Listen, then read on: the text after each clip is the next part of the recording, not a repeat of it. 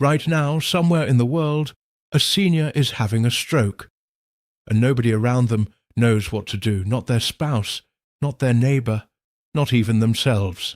And those first 3 minutes, they are the difference between full recovery and permanent damage. So if you or someone you love is over 60, stop everything and watch this. Because what I'm about to show you is a simple 3-minute trick that could save a life, maybe yours, before the ambulance even pulls out of the station. Welcome back to the channel. If you're new here, this is the place where we talk about real, practical health tips for seniors. No fluff, no scare tactics, just honest information that helps you live better and safer every single day.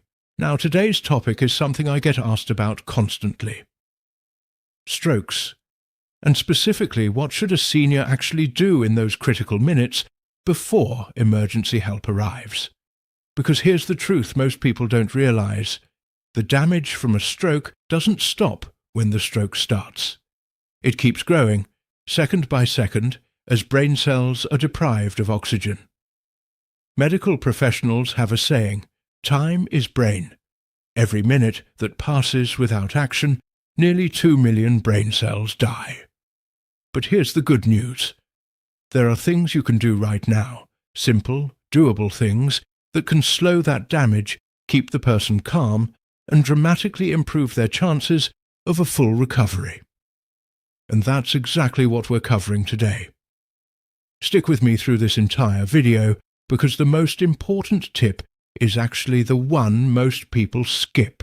Let's start from the very beginning. How do you even know it's a stroke happening? This is step 0, and it matters more than anything else because acting on a stroke is only helpful if you actually recognize it in time. The medical community uses a simple acronym called FAST, and it's the first thing every senior and every caregiver needs to memorize. F stands for face drooping. Ask the person to smile. If one side of their face drops or goes numb, that's a red flag. S stands for arm weakness. Ask them to raise both arms. If one arm drifts downward or they can't lift it at all, pay close attention. S stands for speech difficulty. Ask them to repeat a simple sentence like, "The sky is blue." If their speech is slurred, strange, or they can't speak at all, that's a serious warning sign. And T stands for time to call emergency services immediately. Don't wait to see if it gets better. Don't give them water and ask them to sit down for a minute. Don't assume it's just tiredness or a dizzy spell. If you see even one of those signs, call for emergency help right away. Now here's where the 3-minute trick comes in. Once you've called for help, the next 3 minutes are yours to use wisely, and most people waste them in panic. Here's what you should actually do instead. The very first thing, and this sounds simple, but it saves lives, is to help the person lie down safely on their side, specifically their left side if possible. This is called the recovery position. It keeps the airway open, prevents choking if they vomit, and maintains blood flow. Do not prop them upright in a chair. Do not let them lie flat on their back. Gently guide them to the floor if they're standing, place something soft under their head, and position them on their left side with their top knee bent forward for stability. The second thing you do in those 3 minutes is loosen anything tight around their body. Unbuckle their belt, loosen their collar, remove tight jewelry around the wrist or neck. When a stroke is happening, the body needs every bit of blood circulation it can get. Tight clothing literally restricts blood flow and can make things worse. The third thing is marmausai, and this is where most people make a critical mistake. Do not give them anything to eat or drink.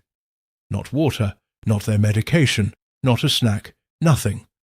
When a stroke hits, the muscles responsible for swallowing can be affected, and anything going into the mouth can go directly into the lungs. That's a choking emergency on top of a stroke. So absolutely nothing by mouth until medical professionals have assessed them. The fourth thing you want to do is keep them calm, and keep yourself calm.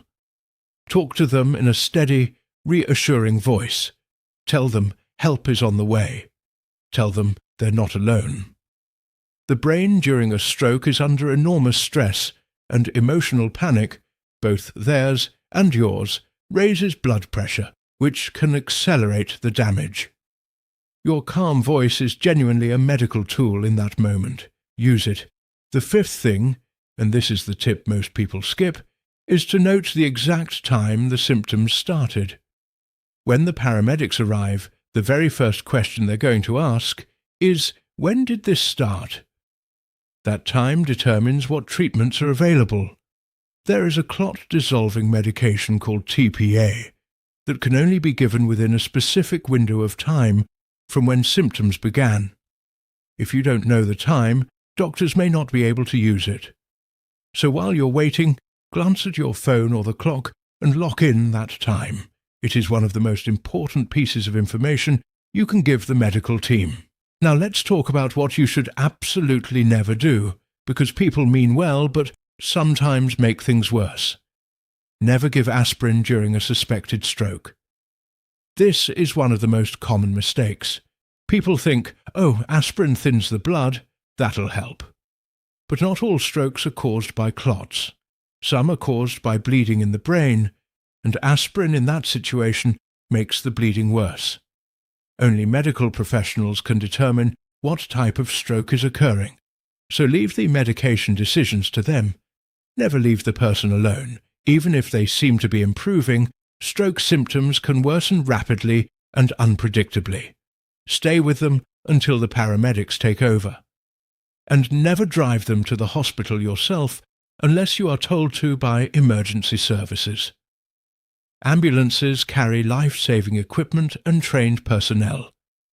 Every minute in an ambulance is a minute of treatment that you simply cannot provide in your car. Now here's something really important for seniors specifically. Many strokes are preceded by something called a TIA, which stands for transient ischemic attack. You might have heard it called a mini-stroke. A TIA produces stroke-like symptoms that seem to go away on their own within minutes or hours.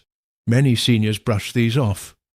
Oh, I felt weird for a moment, but I'm fine now. Please, please do not ignore a TIA. It is your body's loudest warning that a full stroke may be coming, often within days. A TIA is a medical emergency too, and it needs to be evaluated immediately. Prevention is also part of this conversation. There are things seniors can do every single day to lower their stroke risk significantly. Managing blood pressure is at the top of that list. High blood pressure is the single biggest risk factor for stroke. Staying hydrated matters more than people realize, because dehydration thickens the blood and strains the cardiovascular system. Gentle, regular movement, even just walking for 20 minutes a day, keeps circulation healthy. And getting quality sleep allows the brain to clear waste products that contribute to clot formation. If you're a caregiver for a senior, write these steps down. Put them on the refrigerator. Go through them with your loved one so they're familiar before any emergency happens. The worst time to learn what to do is when you're already in the middle of it. Here's what I want you to do right now.